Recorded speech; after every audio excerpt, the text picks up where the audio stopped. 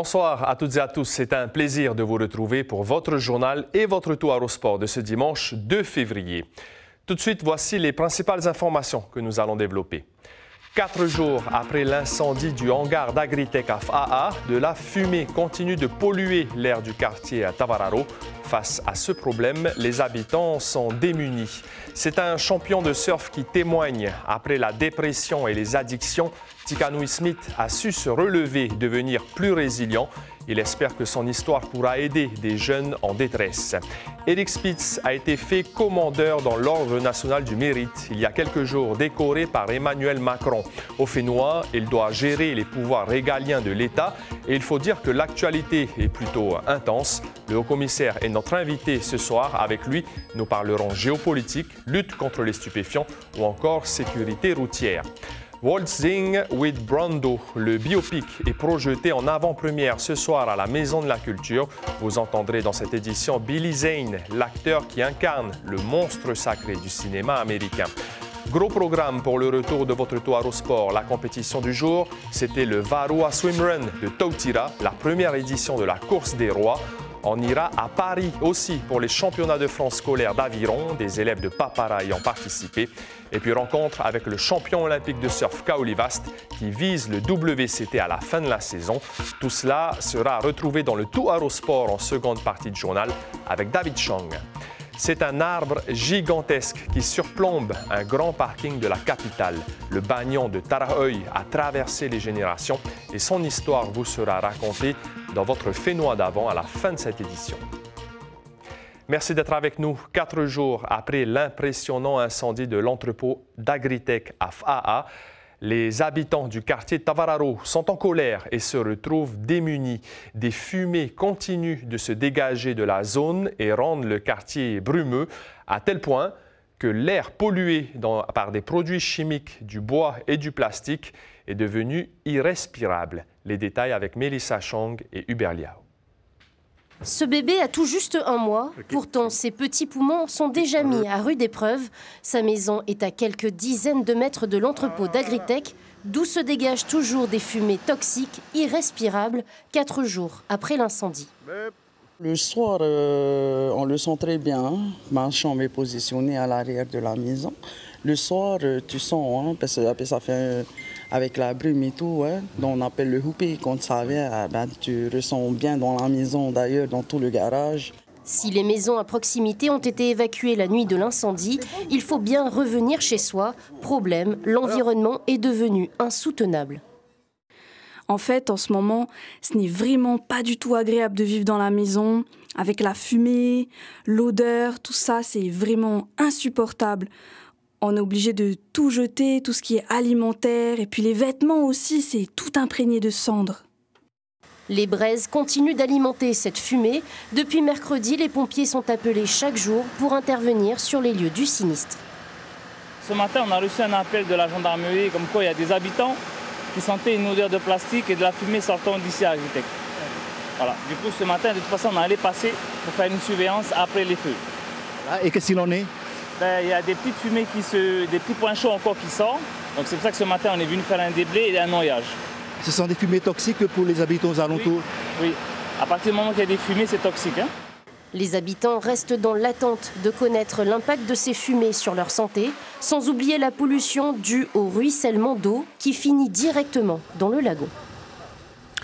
Comment se reconstruire après l'enfer de la dépression et des addictions? C'est pour aider à répondre à cette question que Tikanouy Smith a voulu témoigner. 2023 a été une année obscure pour le surfeur de Gros, lui qui a connu la gloire par le passé à Te Ahupu'o ou à Hawaï. Après avoir perdu ses sponsors, il s'est alors réfugié dans l'alcool et le cannabis. Aujourd'hui, Tikanouy raconte comment il s'en est sorti à Kaline Liénard et Marcel Bono. Du sommet de la gloire aux abysses de l'enfer, la chute a été vertigineuse pour Tikanouy Smith. Malgré ses exploits en surf de gros, de retour au Fénois en janvier 2023, il perd ses sponsors les plus importants. Et c'est là où tu te dis mince, tu sais plus qui tu es parce que tu perds tout alors que tu étais censé renégocier des contrats, même avoir plus de contrats, plus de monde qui s'intéresse à toi. Tikanoui sombre alors dans la dépression. Pendant 2 mois, il boit et fume du paca tous les jours pour oublier ses problèmes, jusqu'à toucher le fond et avoir des idées suicidaires.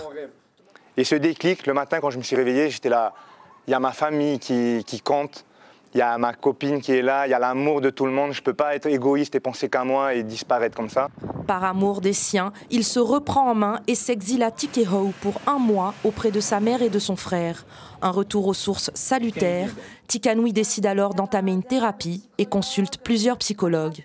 Les premiers psychologues que j'ai vus, ils m'ont conseillé de prendre des médicaments, des anxiolytiques ou des antidépresseurs. Et puis moi, je n'ai pas vraiment voulu prendre ça parce que je sortais d'une addiction et je ne voulais pas rentrer dans une nouvelle. En 2024, Tikanoui renaît de ses cendres. Il monte son entreprise d'excursion lagonaire et se décide à faire sa demande en mariage. Son vécu, il le partage pour une raison bien précise. L'année dernière, j'ai eu plusieurs copains qui ont essayé de mettre fin à leur vie. Jusqu'à aujourd'hui encore, il y a des jeunes un peu partout en Polynésie qui s'en vont malheureusement à cause de ça. Et c'est pour essayer de leur dire hey, il faut garder espoir, il faut bouger. Tikanoui s'entraîne désormais pour battre le record du monde de la plus grosse vague surfée à la rame, 19 mètres à atteindre grâce à son nouveau mode de vie.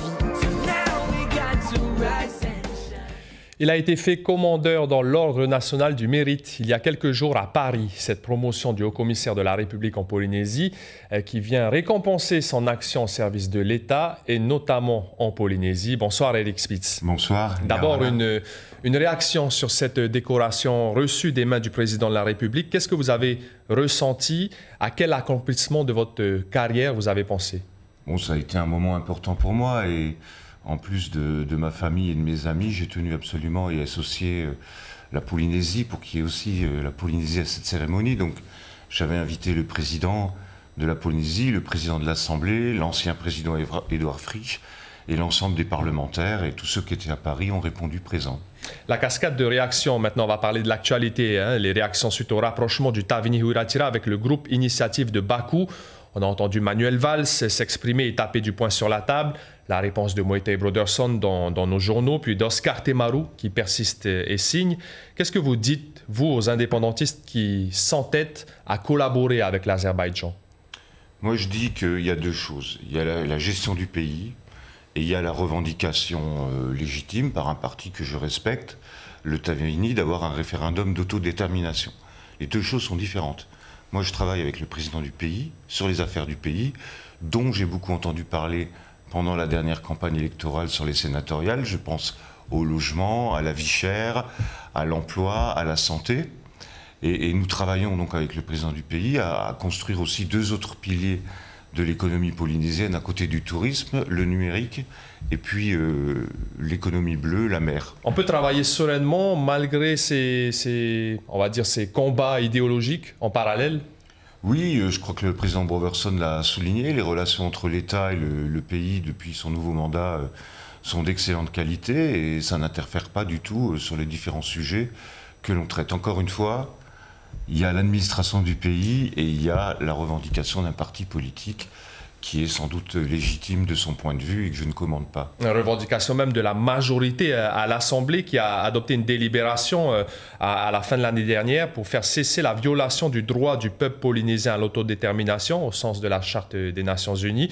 Le président a désormais le pouvoir d'ester en justice. Est-ce que pour vous, c'est le rôle des représentants de l'Assemblée de voter ce genre de délibération? Alors vous n'avez pas noté le point plus important de cette délibération, c'est qu'en fait cette délibération, elle transfère de fait le pouvoir dans le domaine des relations internationales du président du pays au président de l'Assemblée de Polynésie française. C'est une bonne chose pour vous? C'est pas assez ni bon ni mauvais, ça viole la loi organique. Et moi, j'ai besoin aussi, les gens ont besoin des fois d'un repère, de gens qui disent le droit, et c'est la raison pour laquelle j'ai saisi le tribunal administratif, le Conseil d'État donnera son avis, je m'en suis entretenu lors de l'audience solennelle de rentrée de la Cour d'appel avec Tony Géros qui était mon voisin, et il est d'ailleurs tout à fait satisfait aussi du fait que le Conseil d'État dise le droit. Voilà, c'est simplement un appel au juge administratif pour qu'il nous éclaire.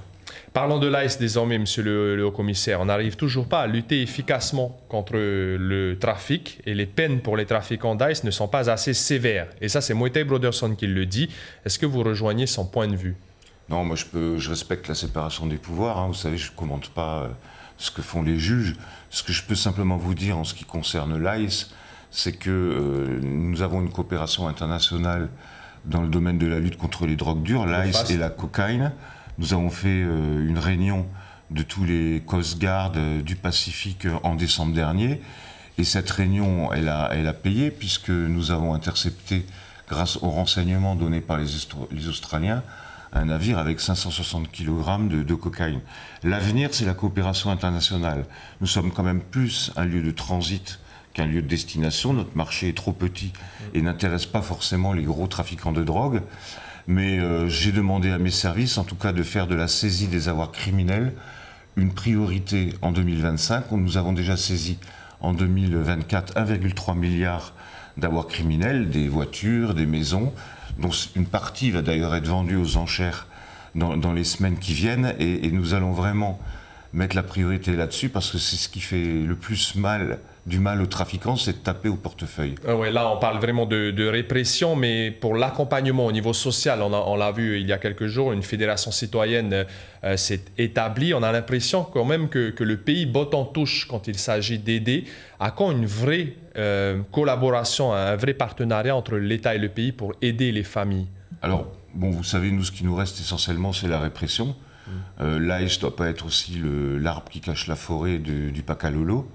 Nous avons arraché 23 000 pieds de PACA l'année dernière, c'est-à-dire un tiers du nombre de pieds arrachés au niveau national. Donc la consommation de drogue, même douce, effectivement, vous avez raison, est un problème. Elle influence sur les résultats scolaires, elle influence sur la sécurité routière, elle influence dans le cadre des violences infrafamiliales. Donc il faut effectivement une politique globale pour lutter contre ce fléau. Mais ça continue en tout cas et les pouvoirs publics ont du mal, ça c'est la réalité, monsieur le haut-commissaire. Ils ont du mal également pour la sécurité. Il ne m'appartient pas de commenter oui, les compétences du pays. Tout à Moi, fait. Je vous explique ce qu'on fait en matière de répression. Tout à fait, mais le pays botte en touche, on espère voir peut-être des collaborations naissantes. Sur la sécurité routière, 39 morts quand même l'an dernier, un chiffre record. Qu'est-ce que ça vous inspire? Est-ce qu'il faut s'inquiéter des comportements encore sur les routes polynésiennes? Alors malheureusement, sur les 39 morts, il y a 80% de deux roues et de piétons, souvent alcoolisés ou ayant fumé du cannabis ou de l'ice. Qui perdent tout seuls le contrôle de leur véhicule et qui se tuent.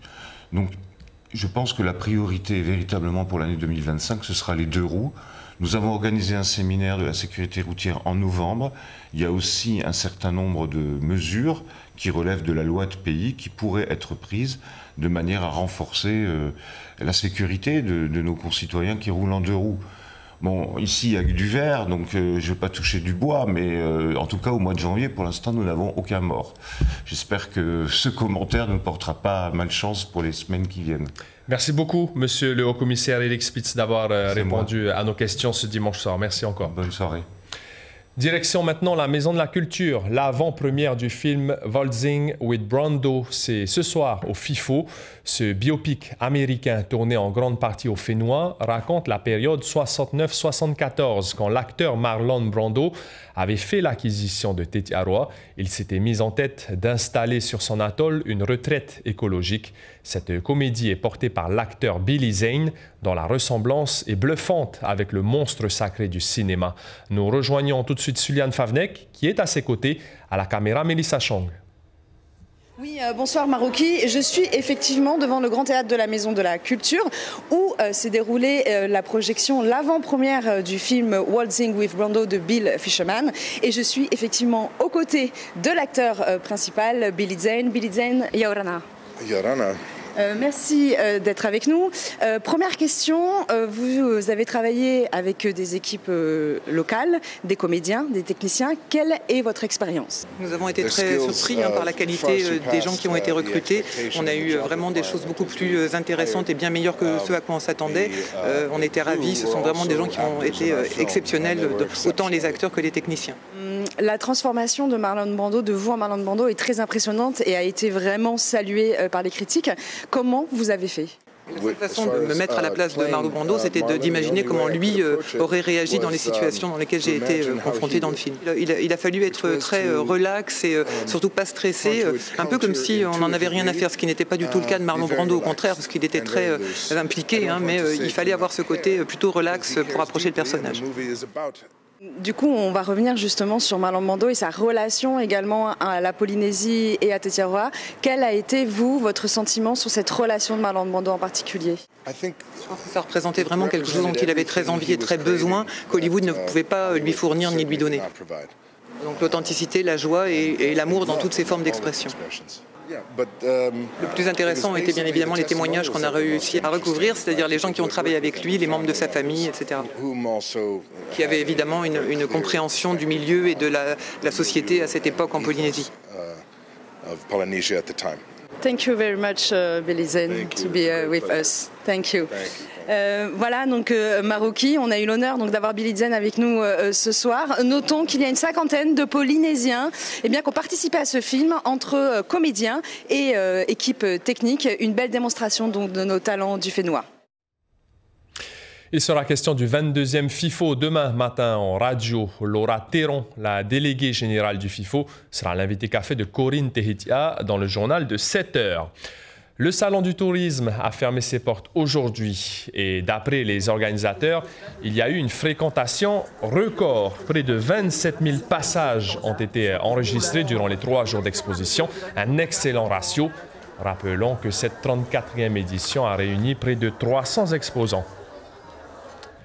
On passe désormais à l'actualité sportive de ce week-end avec le Tuaro Sport présenté par David Chong.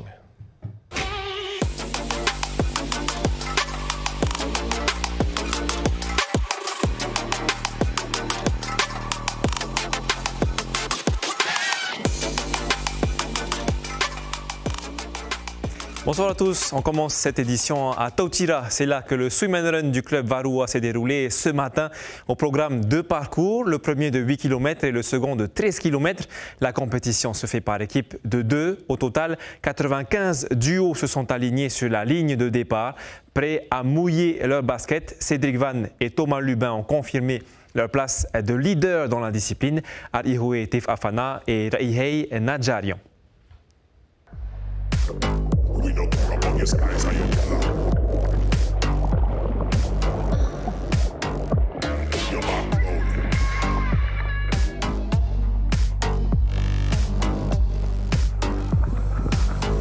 Le principal, c'est de se faire plaisir. C'est juste ça. Avoir du fun, se prendre plaisir. Nager et courir sont devenus la combinaison sportive appréciée des Polynésiens. La pointe de Tautira offre un parcours propice pour repousser ses limites. Clémence et Pierre parcourent les 8 km en amoureux, cerise sur le gâteau. Ils remportent la victoire en mixte. C'est quoi le secret? C'est l'amour, c'est ça. La galette. C'est surtout qu'ils tirent très fort en course à pied, donc ça aide. On fait du canicross. Elle s'entraîne pas mal en natation, donc ça m'aide moi aussi. À l'avant, la bataille est rude entre le duo Henryu Lagarde et Stevie Salmon. Tout est question de stratégie. Reimana et Tamati jouent la carte de la cohésion et remportent la catégorie S. Ça ne servait à rien de se détacher un tout seul et l'autre derrière. Ouais, non, c'était bien. On a bien joué équipe jusqu'au bout et ça a payé. Dans la catégorie reine, longue de 13 km, victoire sans conteste de Cédric Van et Thomas Lubin. Malgré une erreur de parcours, ils finissent la course en 1h, 41 minutes et 15 secondes, 4 minutes plus rapide que Teva Poulain et Heimano Bouzi. On a tout simplement fait une erreur de balisage, on s'est fait un petit peu induire en erreur avec le kayak, ce qui fait je pense qu'on a fait 200-250 mètres de plus en natation. On a réussi à recreuser un bel écart dans la montée qui était très très dur. Oh, la montée c'était vraiment raide. Hein. Et puis on a déroulé jusqu'au bout.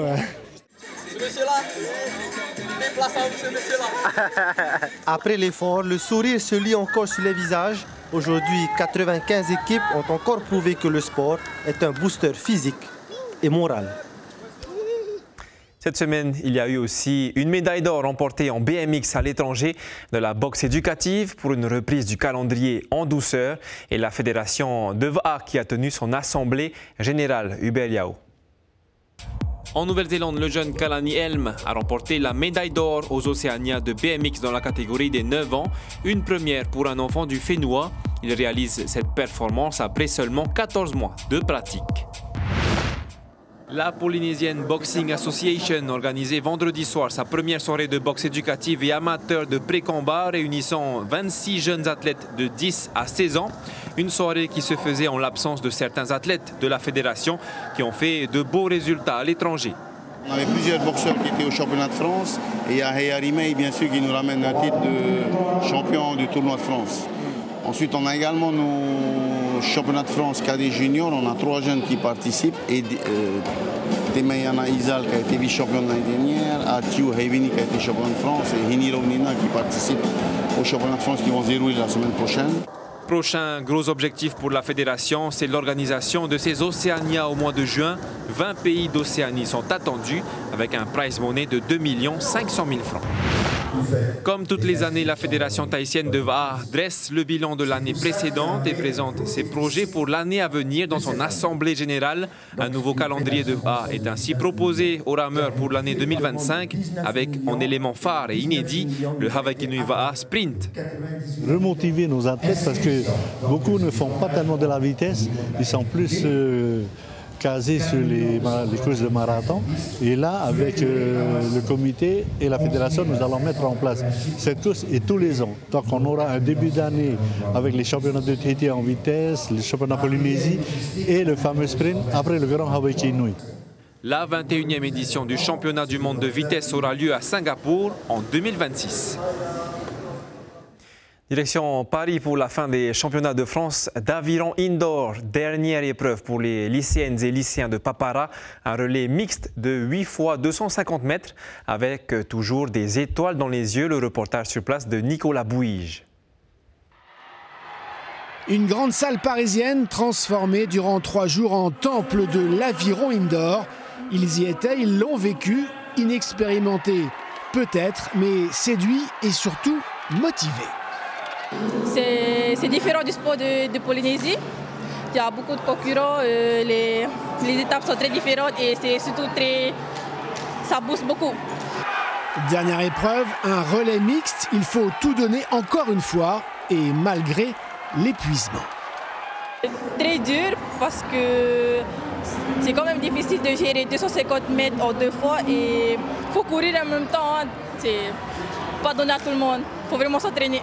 Il y a beaucoup de fatigue. On a accumulé 2 jours de course d'affilée et sans repos.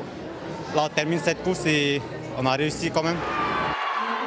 Les lycéens de Papara prennent la 5e place d'un relais mixte ô combien intense. Cela referme une semaine très riche dans l'Hexagone. Beaucoup de positivité, beaucoup d'humour avec les copains et voilà, beaucoup de fierté aussi pour nous.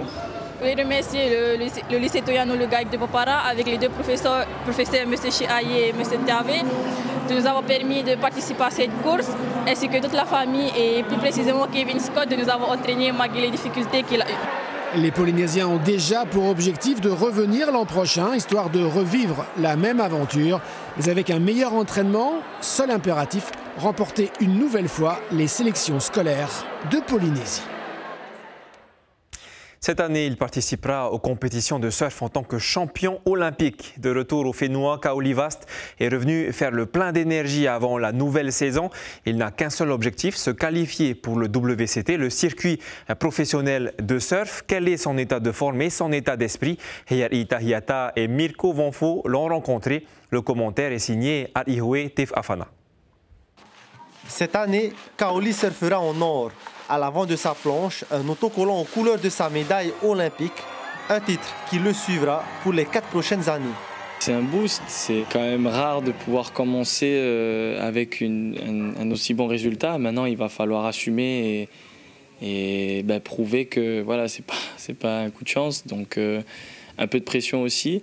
Mais voilà, l'envie, elle est là, et là, cette année, j'ai vraiment envie de me qualifier. Se qualifier sur le circuit professionnel de la WSL est l'ultime challenge du natif de Veirao. Charles a suivi son évolution en tant que préparateur sportif. Kaoli est arrivé à un stade où tout est réuni pour réussir. Quand tu commences aussi jeune jusqu'à adulte, tu as un changement physique, tu as un changement mental, tu as tout qui change. Entre tes 13-14 ans et tes 22 ans, tout a changé. Et là, il commence à construire sa pensée, préparer sa stratégie, son planning et tout ça. Et ça va faire la différence. C'est comme ça que tu atteins le plus haut niveau. Cette année, Kaoli bénéficie d'une wildcard pour le Challenger Series, 5 étapes cruciales pour la qualification. Elle réunit les 96 meilleurs surfeurs issus de cette région. C'est incroyable, je ne pensais pas du tout et c'est un boost pour moi parce que en fait, l'année dernière, avec ce que j'ai fait comme mauvais résultats à niveau régionaux, sur mes compétitions régionales et à l'étranger sur les Challenger Series, ben, j'ai pas passé un tour, donc j'ai pas eu de points et je pouvais pas me qualifier pour les Challenger Series de cette année. Carrément le bassin là bougé. C'est-à-dire que le but c'est de trouver ce qui est un peu désaligné, qui est un peu déséquilibré dans son corps et de le remettre. Bon, on se connaît bien avec Kaoli, on se voit toujours, donc il n'y a rien de majeur, c'est des petits alignements. Nul doute que cette année, le niveau sera très élevé sur le circuit qualificatif. Mais après tout, les rêves sont faits pour être réalisés. Et voilà, c'est déjà la fin de cette édition. On se retrouve la semaine prochaine pour le meilleur du sport. Restez avec nous, le journal continue.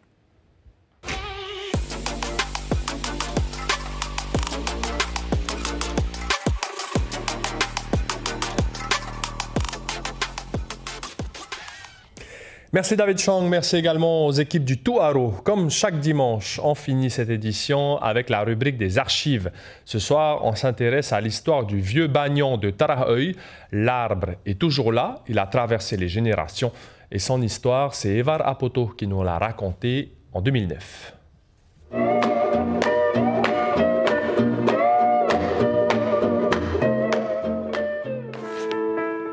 Le bagnon de Taraheuil, lieu de rendez-vous obligatoire de l'élite européenne dans le temps. D'ailleurs, le peintre Gauguin aimait déguster le sacro-saint apéritif, son absinthe quotidienne.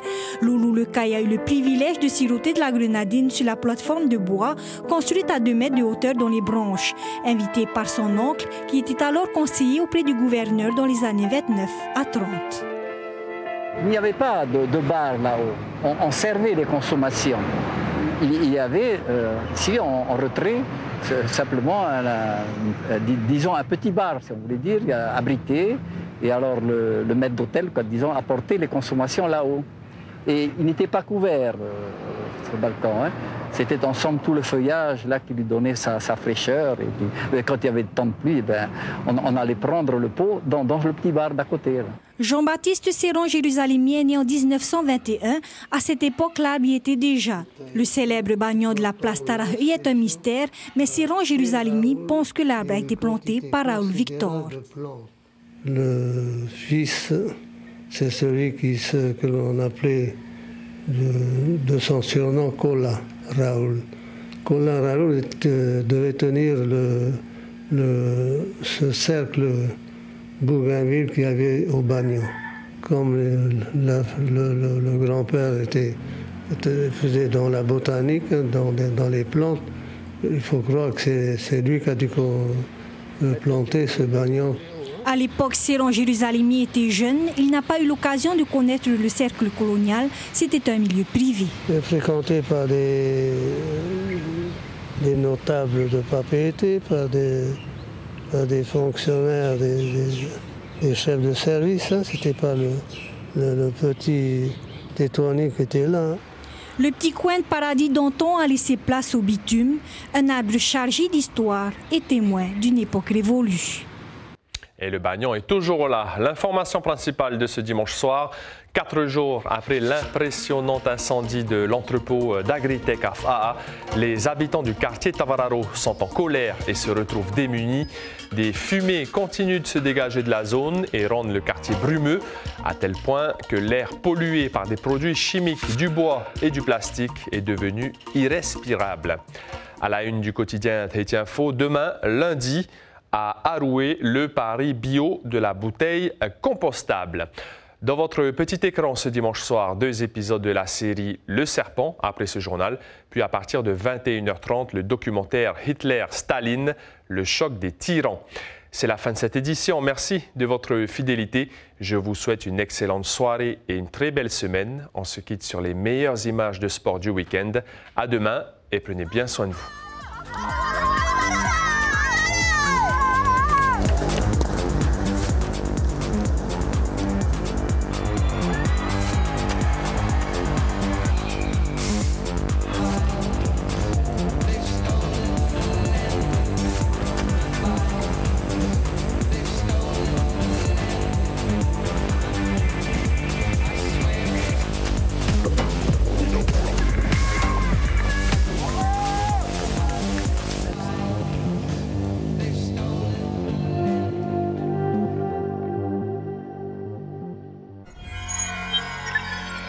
Retrouvez ce programme en replay sur notre site internet